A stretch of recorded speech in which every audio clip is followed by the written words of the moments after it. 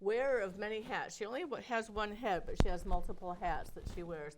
And what she is going to talk to us about today is girl power. And we all know that girls need more power because we're kind of not necessarily recognized still yet to this day to the extent that we need to be. So Kathy is going to talk about girl power. Welcome, Kathy. Thank you for being here. Thanks so much, Kate. This is a wonderful group to talk about, and 4 organizations that came together in 2018, and they are collaborative, and it is so wonderful to tell you about each of the organizations, and then together as a group what we're doing in Southeastern Connecticut. Perfect. Let's start with the first one. Everyone knows about the Girl Scouts. It's a national organization. I was a Girl Scout. Were you a Girl Scout, Kathy? Oh my gosh, and my mother, again, was a Girl Scout leader, so we had boxes of cookies everywhere in our house. Oh, that's right. And cookies are on sale right now, Yeah, so very absolutely. timely for that. Absolutely. And those leadership and those activities and the lessons. I was a Girl Scout leader for my daughter. Yeah, we had a really fun time with all of that. And the camp and everything else. And yeah, and again, what this collaborative, Girl Scouts is one of the 4, and which everybody knows. Of course. The next one would be Girls on the Run, which was started in '96 in Charlotte, North Carolina. So came up north to greet us up here. Well, it's all across the country now. Now it is, and it is an organization again that's for women, for girls grades 3 through 8, and they work on physical activity outside, running, getting in shape, building confidence, working together as a team, leadership, all those things that you see in Girl Scouts also. But again, this is a huge organization in our area. It's in most of the schools, elementary and middle schools. Right, yeah. Grades 3 through 8, you said. And they kind of start with working on the physical component and healthy mind, healthy body, healthy mind. It just goes back and back. Right. And Kate McDonald is the director of that. In 2018, she came on to be the director of that we work with in this collaborative. And she's down in North Carolina? Oh, no. They're all, she's up here. She lives locally. She's right here in the area in Waterford. So she's but the scope of Girls on the Run for our region is huge, what she covers in our eastern part of the state. Oh, that's lovely. And then the next one that people may or may not know about is Soroptimist, which was actually started in 1921 and is an international organization. Right. So you can find chapters of it, I don't know, Europe, South America? America? Over 80 countries. Soroptimist is part of, it was in our region for a long time, and then it stopped and rechartered in 2017. And it is an international group, as you said, 1921. It was also chartered, it's the only women's organization chartered by the United Nations. Nice, very nice. And one of the important parts is this month in March, women from all over the world come to the United Nations along with Soroptimists to write for the Conference on the Status of Women. And they write a charter that they take back to their country, hoping to pass laws that will help women and girls in their country, whether it's in education, health, and whatever is needed in their country. They take that back in hopes of things becoming law. So every month, March, it's such a powerful presence in New York to have them at the United Nations, to have women there. Nice. And we just celebrated International Women's Day, so that wasn't so long ago. So that's it. And then last but not least is STEPS. And STEPS was started in 2016 by Beatrice Jeanette. It was started 16 years ago. Okay. Yeah, in 2008. And Beatrice Jeanette, and then Vivian Harris and Deb Evans are the 3 that have been there from the beginning. And it was started, they're also all Pfizer retirees. They've all known each other a long time. But it works with middle and high school girls, started in New London, Groton, and Norwich, now in Plainfield. And actually last Saturday, they had their annual Leadership Day at Mitchell College, which is for girls all over the region to come together. They have wonderful subjects that the girls can pick from, anywhere from self-defense to mental health to leadership, to looking at government, the leadership roles in government, to looking at so many different possibilities for their lives. It's a wonderful organization. They give, again, girls the tools to empower themselves to have a better life of self-sufficiency. And it's also one of the only I believe, 4 organizations in the region that are led by Black women. Nice, very nice. Well, and it's so interesting too, because you think about your own growing up and your own experience. I think about, well, I had my mother, and she was a single mother. My father died when I was a baby. But who else did I have as role models? Of course, you have your teachers, but then you have some maybe aunts in your family, the circle of women who will support you. But sometimes your mom isn't necessarily going to be the one. So it's somebody a little bit outside of that reach that can help you, guide you, guard you, give you some of the vision that you might not even have for yourself, or that your mom is so overloaded with that she can't provide for you. And provide fresh eyes for things you might not have considered. I mean, STEPS has a 3-week summer program where they're taking young ladies in high school to colleges in Massachusetts, the local area, in the tri-state area. Nice. They take buses, so the girls see what's on campus. And each of these girls, it's if you can see it, you can be it. If they see women that are providing a workshop on STEM or STEAM that they hadn't even considered that, they see a woman that looks like them and things, or tells a story that grew up like them, they consider, maybe I could do that. Absolutely. So it is so important that these groups come together. And these 4, again, we came together in 2018, and we all knew each other, and I was the new president of Soroptimist at the time. Cate had just started at Girls on the Run. Susan we had known for a long time, and STEPS. So it was an easy fix because our missions were so similar that we could come together. We all talked about how we were going to do things. We each fell into our best part of what we do. Nice. And then we all divide all the funds equally, and everything, the workload just, again, falls into what each of us do well in that area. Perfect. Well, we've talked previously about how many nonprofits there are in the area and how everyone is competing for those donations. And if you're getting bigger, better donations and then kind of cycling and titrating them down, then you can use it to better benefit. Right, and this is another reason collaboration is so important. I spoke at the Eastern Chamber in 2018 at their social service breakfast about it. There are over 20,000 nonprofits in the state of Connecticut. That's crazy. And there's over 2,500 just in New London County. So again, for small organizations, if you don't have like a PR person or all the networking possibilities, it's really hard for you to get out there and get noticed. So coming together like this increases your networking, your resources, your boards get to know each other and figure out what else is happening.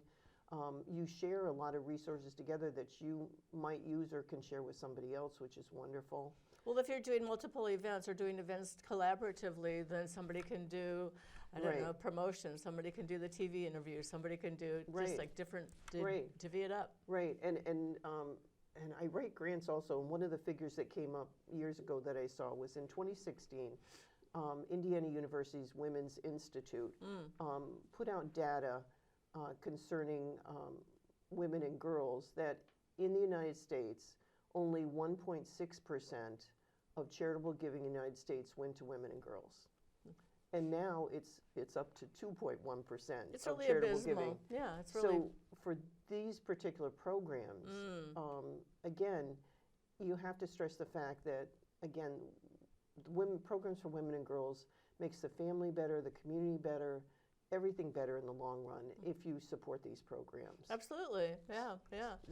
So we came up with Girl Power, which I love it. I'm yeah, loving. Here, and I'll wear mine when I can figure out a way to get it to attach. Yeah. And we came up with that, an annual bowl-a-thon that we do the first Sunday in May. Okay. Every year. This year it's going to be Cinco de Mayo. It just happens to fall on Cinco de Mayo. But it's at the Groton Bowling Center, and it's 1 to 3 in the afternoon. We started our first one in 2019. And we filled the bowling alley, all 32 lanes. 32 lanes of families bowling together. And girls, and it was just so powerful. We have so many organizations that just sponsor a girls' team. They'll just sponsor the girls' team. It's $200 for a team of 6, and that includes your shoes. And then you bowl for a couple hours, and we have plenty of baskets. The Groton Bowling Center has a great snack bar and food there for hamburgers and other things if you want to have something to eat there. But it's just the camaraderie of a whole bowling alley full of women and groups, and they all network together. They all figure out what to do and how to help each other. And there's no competition among women's groups in our region. They all pitch in to help each other because, again, we're all in this boat at the same time. Absolutely. It's all about collaboration. And what do the girls learn, Kathy, by seeing the women working together? What do they see with that? Well, again, as we wanted to see growing up, we want to see women that get along, that they're good role models, they're good leaders, they're nice to each other, they share things with each other. And that's what you want girls to see in the women, and eventually be able to take this over so that they can run it themselves. Right, someday, because it's not going to be that much longer. These girls are probably starting to get into their late teens, 20s, starting to be able to. Right, so it's just, again, it's a joy to work with each other. It's nice. I think next week we're having our monthly meeting. Everything falls into place easily because, again, as women, we're the detail people. We get all these things done and get them done well. And then a lot of the girls also volunteer for the program and help in different places that we need to set up. And what a great opportunity for them, absolutely. Yeah, they go around taking pictures for us. They, whatever we need, they're stepping up. And it's really powerful because you see them taking on that leadership where they stand a little straighter, they're looking around and they're figuring things out. Well, they're seeing the role models and they're seeing somebody that they want to identify with, what you said already, and then how they want to look and how they can start to do that for themselves kind of thing. Yeah. So do you have any stories? I'm all about the stories, Kathy. Do you have any stories about somebody who maybe was a little bit floundering and didn't have the necessary support in her home kind of thing, and then maybe got involved with Girl Power, or one of these organizations that is under the umbrella of Girl Power? Well, I think that, there's quite a few of them. I'm sure. STEPS is one that, again, it's local, and I've worked with outside of Girl Power. And you see many of the girls, actually Saturday I was with one of the young ladies who was a student, started middle school with STEPS, went all the way through the program in high school, graduated, and then she's come back first as volunteer, then as a facilitator in the programs to tell the girls what she learned and doing. And now she's, married, got a wonderful job. Wow. And it's part of your resume building too, isn't it? Yeah. And your future. Yeah, and she came in Saturday to volunteer for the leadership day they had. And again, such a joy to be with and doing so well and so happy about it. But she said, you know what, STEPS was there for me when I needed someone. And I stayed with them all the way from middle school through high school. And she said, it just made a difference in my life. I know it did. Sure. And she said, plus, she, again, seeing women that look like her is so important because in many schools, students of color see no one that looks like them. Right. There's a lot of their teachers are maybe Caucasian, I don't know, or we need that. We need to have people who we can identify with and relate to, who look like us. And have stories like ours too that we can relate to. So that's just one. I know in Girl Scouts, again, the money that we raise here, that it's divided equally. Girl Scouts provides camperships for girls who can't afford to go to camp. Or Girls on the Run, the money goes to getting them shoes and supplies for running, that girls who couldn't afford to do that. Or in Soroptimist, ours goes toward scholarship, or for our general programs, our Live Your Dream program that gives $1,000 to a woman who is a head of household or caregiver who's going back to school. And that's phenomenal. If somebody wants to be able to do that, and if they can have the resources to be able to make that possible. Just buying books to attend university is really... and the nice part is the money can be used any way they want to. It doesn't have to go to school. If, say, you need new tires so you can get to school, or other things that have to happen because, again, raising a family or taking care of someone, the money is thin going. So, again, all of the money that we split goes to each of these organizations. Whatever they need to use it for is important. So it's nice that you have kind of a combination of cooperation and generosity, but not too, enough oversight, but not micromanaging to the point where they can't make some independent decisions in their own best interest simultaneously. Right, and the fact they're going back to school with all they have to also do. You want to help them. Whatever they need to use the money for, that's their decision to do. Right. So, again, each of these organizations again, has girls, they know what is needed and what is helped. And again, that's why we have some, like B&I Coastal that I worked with. One of the gentlemen there is an attorney. He's always sponsoring a girls' team every year because Nice. he knows it's important that these girls get to go and they get to participate. Other organizations do too. And how do the teams get selected? I mean, if you wanted to suggest for... No, each of the organization knows what girls, if they could go. So we just offer the opportunity, whichever it is, whether it's Girl Scouts, Girls in the Room, whichever organization steps, they'll have the girls, and then they'll put the team together, and then we find a sponsor for the team. Okay, sounds like a great idea. Yeah. And what do you need help with? How can we help you? I know, just being aware of it is one thing. The next step is probably promotions. I know that there's events coming up, the bowl-a-thon. Yeah. We have all kinds of things happening. We could use sponsors always. It's not till, again, May 5th. Okay. But sponsors would be important. Again, if you go on the STEPS website, they'll have a piece for the bowl-a-thon on there. They're our fiduciary. That was the thing when we come together. We had to have one that takes care of the money and the fiduciary, and STEPS is our fiduciary. So money all goes through them, and then they disperse it at the end. Well, that's a big job. That was brave of them to take that on. Well, yeah, I know. But they're again, it's one of those things that sponsorships are always important. Okay. Again, and it's just a couple hours on a Sunday. If you want to bring a team, it's $200. Okay. And well, it's fun. I've attended previously, and it's just fun to be part of the joy of people walking in and the activities that go on and seeing the girls bowling. And you'll probably run into somebody that you know from other experience, another walk of life. Right. Again, the networking's important because we're always catching up with somebody that we need to ask about something. Can we do this? Can we help with this?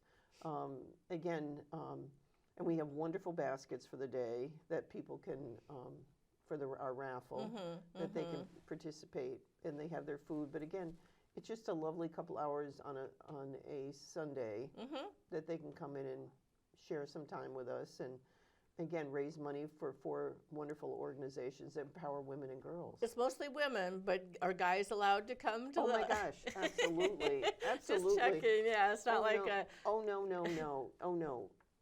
No. We have, men come in and some of them But they're not teams. Bowling. They are part of the bowling team? We've had men bowling from different organizations that come in. It's it's just a support situation for these organizations. Whoever wants to bowl, we're happy. If you want to put together a team, we're happy. Okay, just wanted to have clarity on that, and that it is the opportunity for the money to be raised to go to these programs to provide all the different things, like you said, the shoes, the camping, toward scholarships, toward programs for girls, and each of the organizations, again, the money goes right into their specific needs for the girls and women. Perfect. So Kathy, I'm always about the why. Why do you suppose it is that fundraising for women is so low, 2.1%, and you're saying that's a big growth? From 1.6. I was surprised when I saw that statistic. Yeah. Because I what just are we thought raising money for? Where is it going? Yeah, I thought nationally, really, I would have thought it, something like 25% or whatever. And women make up more than half of the population. You would think it would be closer to right. And there's so many women's organizations that work tirelessly to support all different cultures and all different things in our country. I don't know. I really don't know. When Indiana University did this, they just thought it would be much higher also when I read it, but it isn't. So it's shocking and disturbing, and I think we need to try to change that. And I think, we need to get the word out, spread the word, encourage that, because we know the impact. I actually went to an all-girls school, and my mom was adamant that I do that just because I would have the opportunity to be surrounded by other women who would become leaders in the community and to have those role models. Right. And if you don't have that, maybe you're thinking about other things and you get distracted and you don't succeed like you would otherwise. So. Right, absolutely. And again, it's getting this figure out. When I write grants, I put it in there to say, listen, this is what's going on. We need your help to bring this percentage way up. Right, right. And, one thing that I always grew up with is there's just the saying, you educate a woman, you educate a family. So if a woman feels like she is strong and has good role models and is pretty solid in who she is, then that helps it for the next generation as well. So. Well, that's what Soroptimist is seen around the world. Again, in a small village or community, having micro businesses. If you educate and bring the economic resources up for women, it changes everything. A girl can go to school, can actually go to school in the village. I mean, there's so many things that happen. The same with any of these other organizations. Empowering them with leadership skills and the tools necessary to feel confident that they can walk into any room and hold their own. Hold their own. Just be there and be present. You don't always need to be the one speaking, but just watching and observing can make a big difference in how you will. So providing different scenarios for them to go to and be part of, and they can feel comfortable in. It makes such a difference that they can actually be part of that and not just think about it or someone tells them about it. Absolutely. I know I was in a STEPS program a few years back, and it was the opportunity for them to discover a little bit about different roles, and they had never heard of the work that I did as a speech pathologist. Yeah. Like everyone thinks, well, be a teacher or be a nurse or be maybe a physical therapist, something along the medical line, but then they were like, oh, I never thought I could do that. And of course you can. Of course you can do these different things. And that's why it's so important to bring role models in, and they tell their stories too. That wasn't always like this. I grew up in a poor town, or I was a household with one parent, or this, and the girls can relate to see that because we don't look like that. We don't look like that little girl that we once were that didn't have a dad or didn't have this or didn't have more than one dress in the closet kind of thing. Right. And now we've And this is what we did to do it. Yeah, we worked hard to get this out. Yeah. Absolutely. Nobody knows our story unless we tell them. Right. And that's the important part is having women come in and not just do the hands-on workshops, but tell those stories about where they started and where they are now. And that the start does not define where you end. I love that. Say that again. The start does not define where you end. I love that. Absolutely. Yeah.